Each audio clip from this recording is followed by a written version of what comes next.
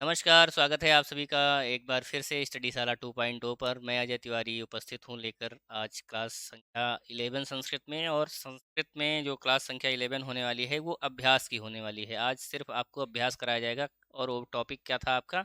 संज्ञा प्रकरण। संज्ञा प्रकरण में कैसे प्रश्न बनते हैं, आपके एग्जाम में कैसे प्रश्न पूछा जाता है, तो उसी पर बहुत सारे बच्चों का कन्फ्यूज़न था। सर ये हम पहली बार पढ़ रहे हैं, कुछ बच्चे कह रहे हैं सर इस पे प्रश्न कैसे बनते हैं। कमेंट मैं पढ़ता रहता हूँ, तो मैं अ, आज उस कन्फ्यूज़न को दूर करने वाले हैं। और आज आपका ये अभ्यास का प्रश्न कराया जाएगा। जो भी इसमें 30 हम बेहतरीन प्रश्न लेकर आज आपके समक्ष उपस्थित हुए हैं कि आपके प्रश्न में, आपके एग्ज़ाम में, यूपी टेट में इन चैप्टर से एक प्रश्न तो बनता ही बनता है। तो और जूनियर में एक से अधिक प्रश्न बन जाता है।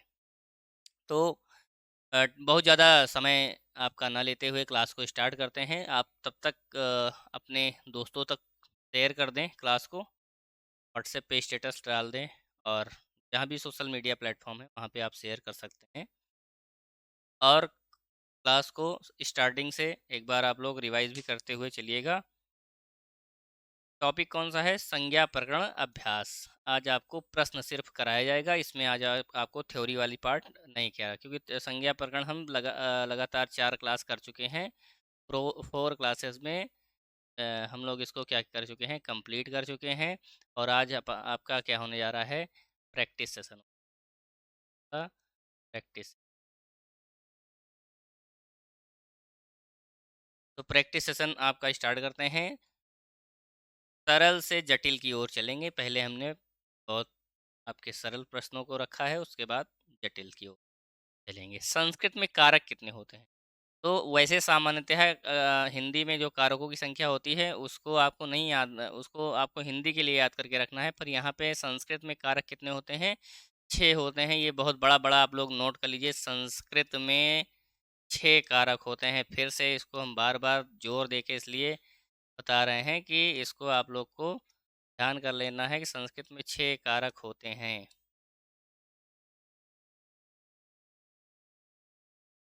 में कितने कारक होते हैं? 6 कारक होते हैं। उपसर्गों की संख्या कितनी होती है? उपसर्गों की संख्या कितनी होती है? तो उपसर्गों की संख्या ने आपको इसके पहली वाले क्लास में ही बताया था कि उपसर्ग संस्कृत में कितने होते हैं? 22 होते हैं। और वो कौन कौन से हैं होते हैं उनका नाम भी लिखा हुआ था। पर आगे की जब क्लास होगी उपसर्ग और प्रत्यय का, उसमें आपको ये भी बताया जाएगा कि इनसे मिलकर शब्द कैसे बनते हैं।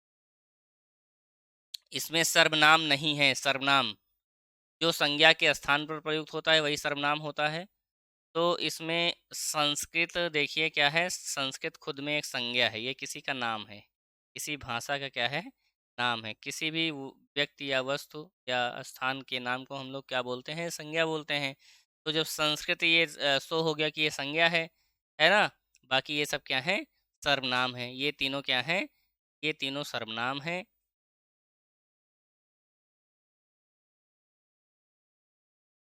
ये तीनों सर्वनाम है। संस्कृत क्या है? संज्ञा। तो इसमें नहीं पूछ रहा है। नहीं, तो सर्वनाम कौन सा नहीं है? नहीं है, क्योंकि ये क्या है? ये खुद में संज्ञा है। नेक्स्ट प्रश्न, संस्कृत में लिंग कितने होते हैं?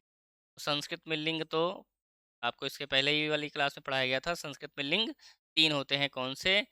लिंग होता है और स्त्रीलिंग होता है, ये तो सभी को पता ही होगा। और तीसरा कौन सा होता है? नपुंसक होता है। चौथा अगला प्रश्न है, सत संज्ञा है। सत संज्ञा का कैसे पहचानेंगे? तो सत संज्ञा में हमने आपको बताया था कि अगर शब्द में सत्र और सानच प्रत्यय लगा है। कौन सा? सत्र और सानच प्रत्यय। तो सत्र में हमने बताया था कि क्या होता है? अन अगर लगा रहे लास्ट में, या अंति लगा रहे स्त्रीलिंग के लिए अंति, और पुल्लिंग के लिए हमने क्या बताया था? ता।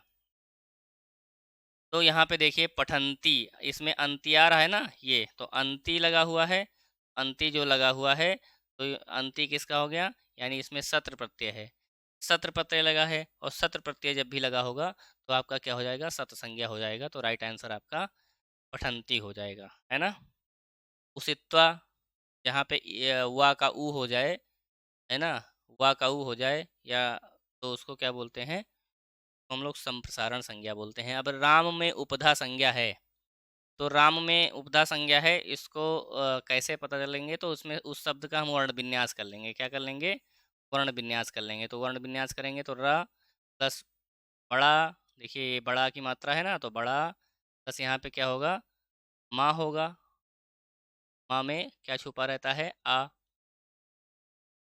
तो उपधा संज्ञा की परिभाषा क्या है कि वर्ण विन्यास करने के बाद जो अंतिम वर्ण होगा, ठीक है, तो अंतिम वर्ण के ठीक पहले वाला वर्ण जो होगा, अंतिम वर्ण के ठीक पहले वाले वर्ण को की क्या होती है, ये उपधा संज्ञा होती है। तो यहाँ पे उपधा संज्ञा क्या है?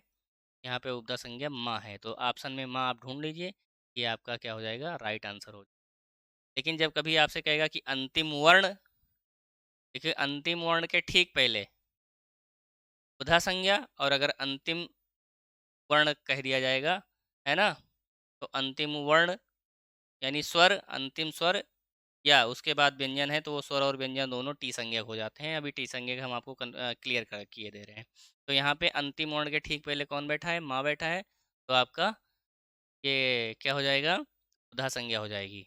ऐसे अगर राजन में अगर हम लोग देखने जाएंगे, है ना, राजन में, तो यहाँ पे क्या हो जाएगा, र प्लस बड़ा आ यानी दीर्घ आ, यहाँ ज है, ज प्लस आ प्लस, तो यहाँ अंतिम वर्ण के ठीक पहले कौन सा है?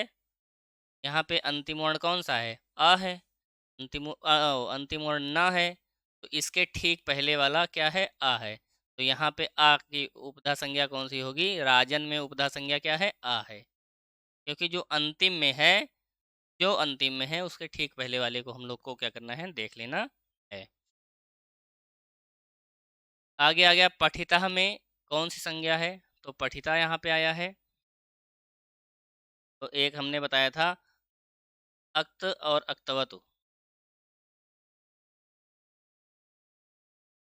अक्त और अक्तवत की जो होती है, क्या होती है? अक्त और अक्तवत अगर लगा है प्रत्यय, तो उसकी निष्ठा संज्ञा होती है। तो अक्त, जैसे पठ में अक्त जब हम जोड़ देंगे अक्त प्रत्यय, तो यहाँ ये क्या बन जाता है? पठिता बन जाता है। क्या बन जाता है? पठिता बन जाता है ना। तो पठिता बन गया। तो यहाँ पे नदी संज्ञा के यहाँ पे निष्ठा संज्ञा होगी। कौन सी संज्ञा होगी? निष्ठा। हमने आपको बताया है अक्त अक्तवत की निष्ठा संज्ञा होती है, यानी अक्त और अक्तवत प्रत्यय लगा है तो निष्ठा संज्ञा होगी। आप ये कैसे पता आपको, ये कैसे आप पता करेंगे? क्योंकि इसमें आप अगर जो है उम, आपको अगर यहाँ से क्लियर नहीं हो रहा, थ्योरी क्लास देखेंगे तो ये आपको बिल्कुल क्लियर हो जाएगा। जो जो थ्योरी क्लास नहीं पढ़े हैं वो जाके पहले थ्योरी क्लास ज़रूर पढ़ेंगे, है ना, तो आपका ये क्लियर हो जाएगा। फिर एक आ रहा है ना और वा की संज्ञा होती है। तो ना वा की संज्ञा क्या होती है? हमने एक सूत्र कल आपको बताया, इसके पहले वाली क्लास में बताया था, ना वेति विभाषा, है ना, क्या बताया था? ना वेति विभाषा।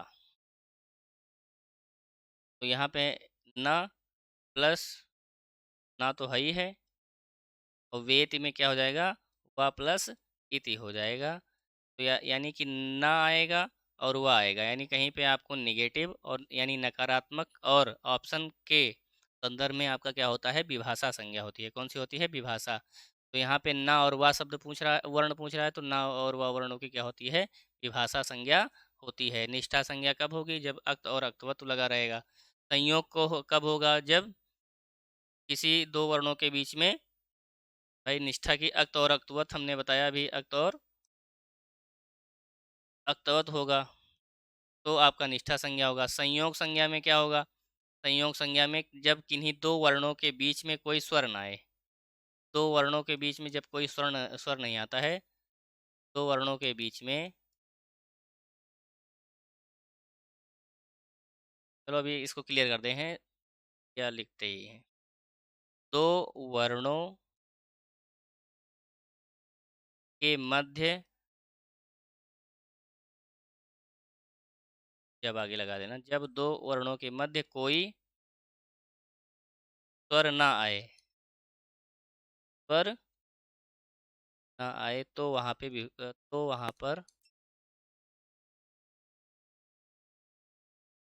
तो वहाँ पर संयोग संज्ञा होती है। कौन सी संज्ञा होती है? संयोग संज्ञा होती है ना। जैसे अग्नि है, राष्ट्र है, पुष्प है, यानी जहाँ पे आधा आ जाए, दिल्ली है, बिल्ली है ना। इन वर्णों की संयोग संज्ञा होती है। और उपधा संज्ञा भी हमने बताया ही था कि आप वर्ण विन्यास करिए, उसके बाद अंतिम वर्ण के जो पहले वाला वर्ण है वो वहाँ की उपधा संज्ञा होती है। अचो अंत्यादि टी, ये सूत्र है। तो टी यहाँ पे लिखा है, किस सूत्र में टी आया है? टी संज्ञा की। टी संज्ञा का सूत्र क्या होता है? अचो अंत्यादि टी होता है। नेक्स्ट प्रश्न हम आपका ले रहे हैं। अभि प्लस उदय अभ्युदय में निमित्त कौन सा है ना। अभ्युदय में आपका निमित्त पूछ रहा है, तो इसमें तीन चीज होते हैं। निमित्त होता है, स्थानीय होता है, और क्या होता है? आदेश होता है। तो यहाँ पे थोड़ा सा देखिएगा। अभि प्लस उदय बराबर अभ्युदय। ये देखने में तो संधि है ही है, लेकिन संधि जब होती है तो उसमें किसको क्या नाम दिया जाता है, ये चीज़ यहाँ पे होता है। तो देखिए यहाँ पे एक वर्ण था ई। ई था ना, ये छोटी ई की क्या है? ह्रस्व ई की मात्रा है, तो ई था। अब देखिए जब ये अभ्युदय हुआ तो यहाँ पे कहीं ई है? नहीं है, यानी ई क्या है? हट चुका है। ई नहीं है, तो हटा कौन? ई हटा। और ई की जगह पे कौन सा वर्ण यहाँ पे आ गया है? या आ गया है। यहाँ पे कौन सा आ गया है? या आ गया है। तो ई को किसने हटाया? या ने हटाया। तो यहाँ पे निमित्त पूछ रहा है ना। तो अभी जो हटता है, तो जो हट जाता है या जो हटाया जाता है उसको हम अस्थानी बोलते हैं। क्या बोलते हैं? अस्थानी। जो हटाया जाता है वो अस्थानी कहलाता है। तो यहाँ पर गायब कौन हुआ है? ई गायब हुआ है। ई यहाँ पे क्या हो गया? अस्थानी हो गया। और जो नया वर्ण आ जाता है, जो खुद आके जो भगाने वाला है, तो भगाया इस या ने, तो या हमारा क्या हो जाता है? आदेश हो जाता है। या क्या हो जाता है? आदेश। लेकिन अगर यही ऊ ना होता तो ये ना हट पाता, ई और ऊ, है ना। तो ये किसके कारण हुआ है? ये ऊ ऊ के कारण हुआ है। यानी ई और ऊ मिलके यू हुआ है। ई और ऊ, ई यू यू यू करोगे तो तब यू हुआ है। तो ये ऊ क्या होगा? ये ऊ क्या होगा? ये हमारा निमित्त होगा। क्या होगा? निमित्त। यानी जो हटाया जाएगा वो स्थानीय, जो हटाता है, हटाने का काम कौन कर रहा है? या आदेश देता है, यानी या क्या हो गया? आदेश। और इस ऊ के कारण, क्योंकि ई में ऊ मिलता है, यानी ई का जो प्रथम अक्षर होगा, बाद वाले पार्ट का जो प्रथम अक्षर होगा, तो क्या बोल देंगे? निमित्त बोलेंगे। ठीक है, ऐसे आप सरल भाषा में याद कर सकते हैं। सदैव में संज्ञा है ना। तो सदैव में देखकर ही लग रहा होगा कौन सा है। इसमें वृद्धि संधि है ना, क्योंकि ये देखिए डबल मात्रा लगी है, वृद्धि हो रही है। यानी सदे अगर देखेंगे तो ए से अ की मात्रा, ए से अ की मात्रा हो रही है। और जहाँ पे ओ से औ की मात्रा हो जाए, है ना, जहाँ पे औ की मात्रा हो जाए ओ से, देखिए मात्राओं में वृद्धि हो रही है। यहाँ पे कुछ नहीं था, एक हो गया। यहाँ पे ओ पर ओ था, तो मात्रा में वृद्धि हो रही है ना। ऐसे आप ट्रिक के फॉर्म में याद कर सकते हो। तो वृद्धि जो है यहाँ पे होगा, क्यों? मात्राओं में वृद्धि हो रही, सदैव। तो जहाँ भी अय और औ की मात्रा दिखेगी जिस भी शब्द में, वहाँ पे उसकी वृद्धि संज्ञा मानी जाएगी, है ना। फिर बेहद आसान क्वेश्चन है। मित्रवद आगमः सूत्र है। तो यहाँ पे क्या है? मित्रवद आगमः, मित्रवद प्लस आगमः क्या है? तो ये किसका सूत्र है? तो ध्यान से देख के ही लग रहा होगा। ये क्या है? मित्रवद प्लस आगमः, है ना। मित्रवत, है ना। तो यहाँ पे आगम आ रहा है ना, तो आपको इसी को देख के समझ आना है कि तो यहाँ पे क्या है? आगम है। ये किसका सूत्र है? आगम का सूत्र। किसका सूत्र है? आगम का सूत्र। नेक्स्ट में अग्नि में कौन सी संज्ञा है? तो अग्नि में हमने बताया था, इसका वर्ण विन्यास करिए आप अग्नि का। अग्नि में क्या होगा? आ प्लस ग,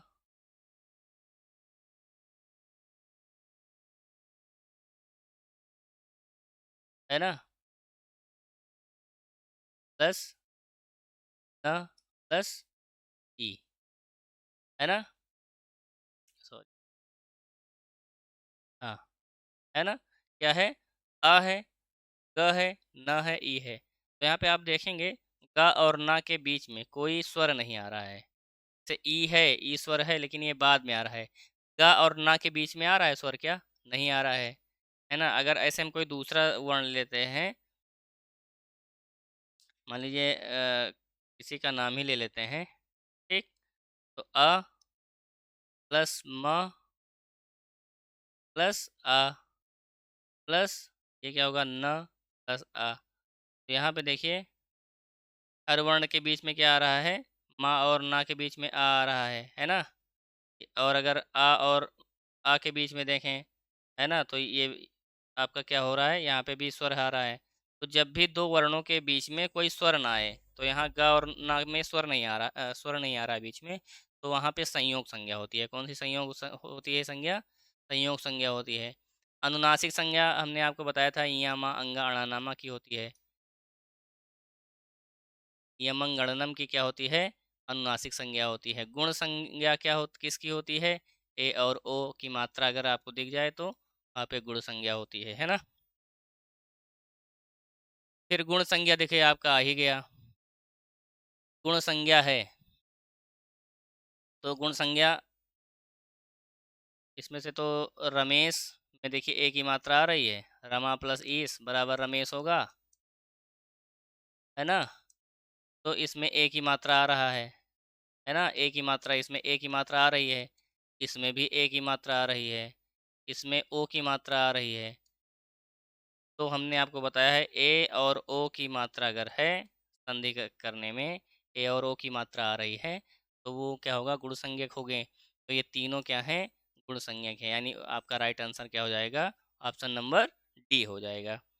नेक्स्ट, कुमारी तमा में कौन सी संज्ञा है ना। तो हमने आपको एक सूत्र बताया है, तरप तमपौ घा। क्या बताया है? तरप तमपौ घा। यानी अगर लास्ट में तर और तम लगा है, फिर लघुतम, उत्तम, लघुतर, है ना। तो अगर तम और तर आपका प्रत्यय लगा है, तो वहाँ पे क्या हो जाएगा आपका? तर और तम प्रत्यय अगर लगा है तो वहाँ पे क्या हो जाएगा? घा हो जाएगा। क्या हो जाएगा? घा संज्ञा हो जाएगी। कौन सी संज्ञा हो जाएगी? घा संज्ञा। देखिए एक घा संज्ञा होती है और एक घी संज्ञा होती है। तो यहाँ पे अगर तमा तर और तम वाला है तो वहाँ पे उसकी घा संज्ञा होती है। अगला, ईदुद्दे द्विवचनम प्रगृहम में संज्ञा है। तो ये प्रगृह संज्ञा का सूत्र ही है, ईदुद्दे द्विवचनम। ये प्रगृह संज्ञा होती है। सर्वनाम आपका क्या होता है? जो संज्ञा के स्थान पे होता है। संज्ञा क्या होता है? कोई भी आपका नाम संज्ञा ही होती है। नेक्स्ट प्रश्न, तरप तमपौ धा नहीं घा होगा। यहाँ ये थोड़ा सही कर, तरप तमपौ घा, है ना। तो अभी इसके पहले वाले क्वेश्चन में बताया गया था कि तरप तमपो यानी तर और तम अगर लास्ट में दो ये मिल जाएंगे तो वहाँ पे आपकी क्या हो जाएगी? घा संज्ञा हो जाए, है ना। नेक्स्ट प्रश्न, का और चा है सवर्ण संज्ञा है कि अनुनासिक संज्ञा है? उन जो मुख और नासिका दोनों से उच्चरित होते हैं, मुख और नासिका से, वो अनुनासिक संज्ञा होते हैं, है ना। तुल्यास्य प्रयत्नम सवर्णम, है ना, जिनका उच्चारण स्थान और अभ्यंतर प्रयत्न दोनों समान होता है, वो सवर्ण संज्ञा होते हैं। संयोग संज्ञा क्या होती है? जिसमें क्या होता है? दो वर्णों के मध्य में कोई स्वर ना आया हो। तो यहाँ पे तो स्वर दिख ही नहीं रहा है, तो संयोग संज्ञा हो नहीं सकती। अनुनासिक संज्ञा है नहीं, क्योंकि यामा अंगा अणानामा की क्या होती है? अनुनासिक संज्ञा होती है ना। तो वो भी नहीं है। फिर आता है आपका सवर्ण संज्ञा। सवर्ण संज्ञा चेक कर लेते हैं, जिसका उच्चारण स्थान समान होता है। तो देखिए का और चा का उच्चारण स्थान समान है। का क्या होता है? अकुह विसर्जनीय नाम कंठ होता है। का क्या होता है? कंठ होता है। पर चा का क्या होता है? तालु होता है। तो अगर उच्चारण स्थान भी बराबर होते तो यहाँ पहले ही पता चल गया कि उच्चारण स्थान ही नहीं बराबर है। तो उच्चारण स्थान जब बराबर नहीं है तो सवर्ण संज्ञा भी नहीं होगी। तो आपका राइट आंसर क्या हो जाएगा? कोई नहीं। राइट आंसर क्या हो जाएगा? इन सभी में कोई नहीं। जब भी उच्चारण स्थान और वर्णों का अभ्यंतर प्रयत्न समान होगा तब वहाँ पे जाके सवर्ण संज्ञा होती है। सूत्र क्या होता है? तुल्यास प्रयत्नम सवर्णम। फिर ये देखिए आ गया बहुत ही आसान सा, यमंगणनम है। कोई भी अंधा आदमी तो बता देगा यमंगणनम अनुनासिक संज्ञा होती है, क्योंकि अनुनासिक संज्ञा का जो है उच्चारण किससे होता है? मुख और नासिका दोनों से होता है। नेक्स्ट है री और री। संज्ञक हैं, सवर्ण संज्ञक हैं कि सर्वनाम संज्ञा है कि निष्ठा संज्ञा है कि कोई नहीं। तो री और लिरी है ना, तो निष्ठा संज्ञा कब होगा? निष्ठा संज्ञा कब होगा? जब अक्त और अक्तवत प्रत्यय होगा तब निष्ठा संज्ञा होगा। तो री और री में तो कोई शब्द ही नहीं है, तो उसमें प्रत्यय लगा ही नहीं है, तो निष्ठा संज्ञा होगा नहीं। सर्वनाम संज्ञा ये है नहीं, सर्वनाम होगा तो कोई शब्द ही होगा। लेकिन वर्ण है तो री और री। तो हमने बताया है कि यदि उच्चारण स्थान बराबर है तो री का ऋतु रसनाम इसका क्या होगा? मूर्धा होगा। इसका क्या होगा? मूर्धा होगा। और री का लृतुलसा नाम दंता होता है, इसका दंत होगा। तो इसका देखिए उच्चारण स्थान बराबर नहीं है, दोनों समान नहीं है, दोनों मूर्धा मूर्धा नहीं है, एक का मूर्धा एक का दंत है। लेकिन री और री एक्सेप्शन केस है, इसमें थोड़ा सा आपका अपवाद कह सकते हो। अपवाद है कि ये उनका उच्चारण स्थान समान नहीं है, फिर भी ये सवर्ण संज्ञा कहलाते हैं। सवर्ण संज्ञा की जो है, सवर्ण संज्ञा का जो नियम होता है कि उच्चारण स्थान, दोनों वर्णों का उच्चारण स्थान और अभ्यंतर प्रयत्न ये समान होना चाहिए। क्या होना चाहिए? अभ्यंतर प्रयत्न, ये दोनों क्या होना चाहिए? ये दोनों समान होना चाहिए। ठीक है। तो यहाँ पे देखिए ये आपका उच्चारण स्थान समान नहीं है। उच्चारण स्थान समान नहीं है, एक का मूर्धा एक का दंत है। लेकिन री और री को आपको स्पेशल याद करना है, यही इंपॉर्टेंट प्रश्न भी है। री और री का ही पूछा जाएगा, क्योंकि अपवाद वाले पहले पूछ लिए जाते हैं। तो री और री क्या है आपके? उच्चारण स्थान समान नहीं है, फिर भी ये सवर्ण संज्ञक हैं। तो राइट आंसर आपका क्या हो जाएगा?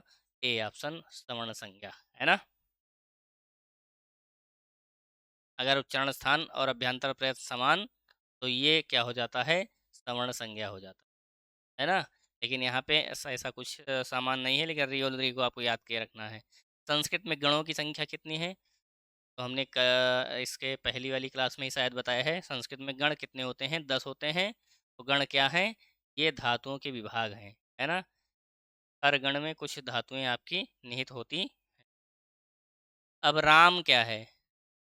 राम हमने कल आपको बताया था, जब कोई भी नाम है उसमें अगर उपसर्ग नहीं लगा है, यानी वो धातु रहित है, यानी उसमें धातु कोई नहीं लगी है और उसमें कोई आपका अ, प्रत्यय नहीं लगा है, तो वहाँ पे प्रातिपदिक संज्ञा हो जाती है। कौन सी हो जाती है?